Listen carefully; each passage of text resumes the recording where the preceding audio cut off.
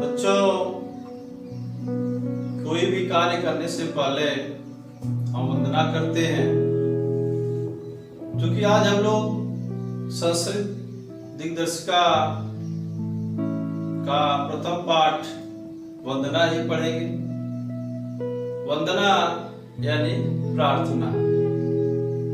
तो प्रार्थना हम जब भी करते हैं ईश्वर से करते हैं, और अपने कल्याण के लिए और अपने लोगों के कल्याण के लिए हम प्रार्थना करते हैं।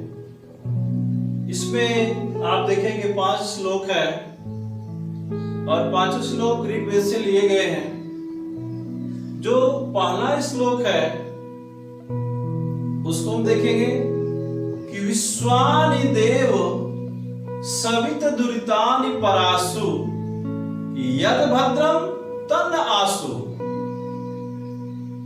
कि विश्वानि देव, कि हे विश्व देव अर्थात सूर्य,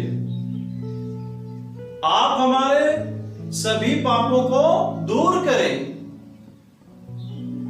कि विश्वानि देव सवित, हे विश्वदेव सवित अर्थात सूर्य, आप हमारे सभी पापों को दूर करें। यद भद्रम, जो कल्याणकारी हो, तन्न आसु, वह हमें प्रदान करें। जो प्रथम श्लोक है इसमें सूर्य देव की प्रार्थना की गई है कि विश्वानि देव सवित, कि हे विश्वदेव सवित अर्थात सूर्य, आप हमारे सभी पापों को दूर करें। यद भद्रम, जो कल्याणकारी हो, तन्न आसु, वह हमें प्रदान करें।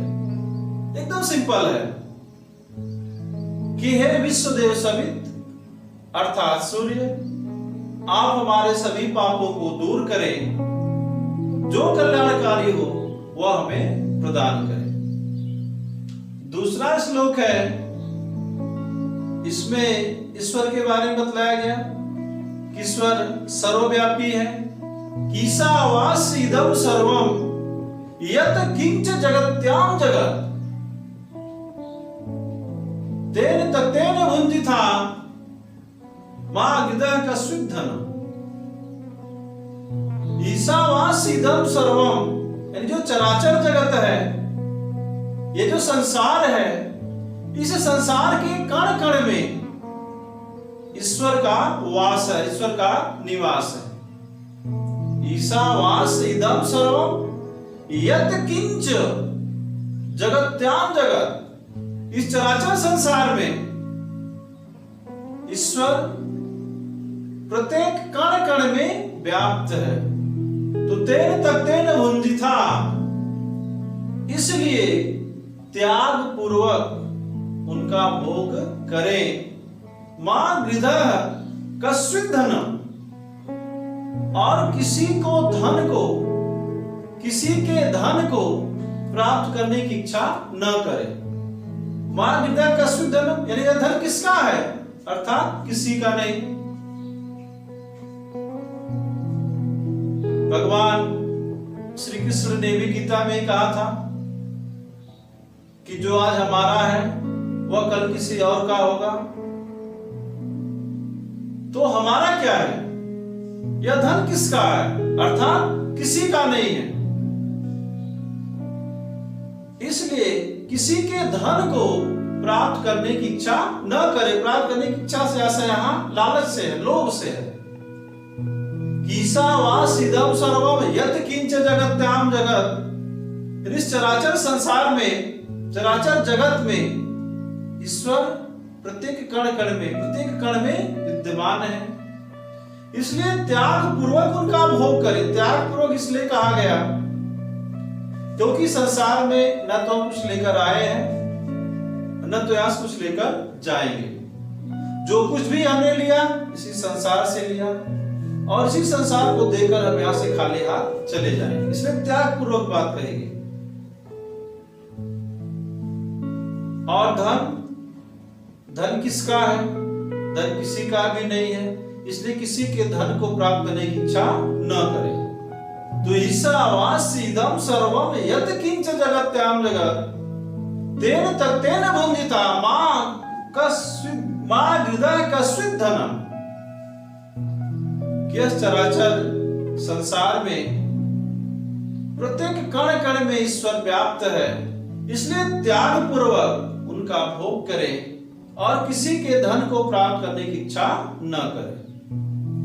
तीसरा श्लोक है, इसमें गुरु और शिष्य दोनों ईश्वर से विनय कर रहे हैं कि सहनानवतु सहनौ भुनक्तु सह वीर्यं करवावहै तेजस्वी नावधीतम अस्तु मां विद्विषावहै। यानी गुरु और शिष्य दोनों ईश्वर से प्रार्थना करते हुए करें कि हे ईश्वर, आप हम दोनों की आशा है, गुरु और शिष्य की, आप हम दोनों की साथ साथ रक्षा करें। सहनौ भुनक्तु, हम दोनों साथ साथ भोग करें, अर्थात साथ साथ आप हम दोनों का पालन करें। सवीर्यम करवावहै, और साथ ही साथ हम दोनों पराक्रम करें। तेजस्वी नावधीतमस्तु, कि हमारा जो अध्ययन है, हमारा जो ज्ञान है, वह निरंतर बढ़ता रहे। और सबसे सुंदर बात कही गई कि मां विद्विषावहै, कि हम दोनों में कभी भी, यानी गुरु और शिष्य में कभी भी द्वेष की भावना न हो। क्योंकि जहां ज्ञान होगा, शक्ति होगी, धन होगा, वहां पर अहंकार होगा, और जहां पर अहंकार होगा वहां पर द्वेष होगा। तो सबसे सुंदर बात यही कही गई कि हे ईश्वर, आप हम दोनों की साथ साथ रक्षा करें, हम दोनों का साथ साथ पालन करें, हम दोनों साथ साथ पराक्रम करें, हमारा अध्ययन निरंतर बढ़ता रहे और हम दोनों में कभी भी द्वेष की भावना न हो। चौथा श्लोक है, ये सुक्ति है, बहुत फेमस सुक्ति है। उत्तिष्ठत् जाग्रत् प्राप्य वरान् निबोध, यानी उठो, जागो और ज्ञान प्राप्त करने के लिए श्रेष्ठ लोगों की शरण में जाओ। उठो, जागो और श्रेष्ठ लोगों की शरण में जाकर ज्ञान प्राप्त करो। दोनों तरफ से आप कर सकते हो। उत्तिष्ठत् जाग्रत् प्राप्य वरान् निबोध, उठो, जागो और ज्ञान प्राप्त करने के लिए श्रेष्ठ लोगों की शरण में जाओ। और पांचवा, जो कि इस वंदना का अंतिम श्लोक है, इसमें भी ईश्वर से ही प्रार्थना की गई है कि यतो यतः समीयसे ततो नो भयं कुरु सन्नः कुरु प्रजाभ्यो अभयं न पशुभ्यः। यतो यतः समीयसे, बड़ी सुंदर पंक्तियां हैं। ईश्वर से विनय करते हुए कहा जा रहा है कि हे ईश्वर, आप जिससे चाहते हैं उससे हमारी रक्षा करें। ये तो यतः समीयसे ततो नो अभयं कुरु, कि ईश्वर आप जिससे चाहते हैं उससे हमारी रक्षा करें। सन्नः कुरु प्रजाभ्यः, आप हमारी प्रजाओं की रक्षा करें और आप हमारी पशुओं की रक्षा करें। क्या आप हमारी प्रजाओं की रक्षा करें, आप हमारी पशुओं की रक्षा करें। एक बार फिर से देखेंगे। पहला श्लोक है कि हे विश्वदेव सवित अर्थात सूर्य, आप हमारे सभी पापों को दूर करें, जो कल्याणकारी हो वह हमें प्रदान करे। दूसरा श्लोक कि इस चराचर जगत में, इस चराचर संसार में प्रत्येक कण में ईश्वर व्याप्त है, इसलिए त्याग पूर्वक उनका भोग करें और किसी के धन को प्राप्त करने की इच्छा न करें। तीसरा श्लोक है, ईश्वर से विनय करते हुए कहा जा रहा है कि हे ईश्वर, आप हम दोनों की रक्षा करें, हम दोनों का पालन करें और हम दोनों सविर्वम करवाव है, साथ ही साथ पराक्रम करें और हमारा अध्ययन, हमारा ज्ञान निरंतर बढ़ता रहे और हम दोनों में कभी भी द्वेष की भावना न हो। चौथा श्लोक है, उठो, जागो और ज्ञान प्राप्त करने के लिए श्रेष्ठ लोगों की शरण में जाओ। पांचवा और अंतिम श्लोक है कि हे ईश्वर, आप जिससे चाहते हैं उससे हमारी रक्षा करें।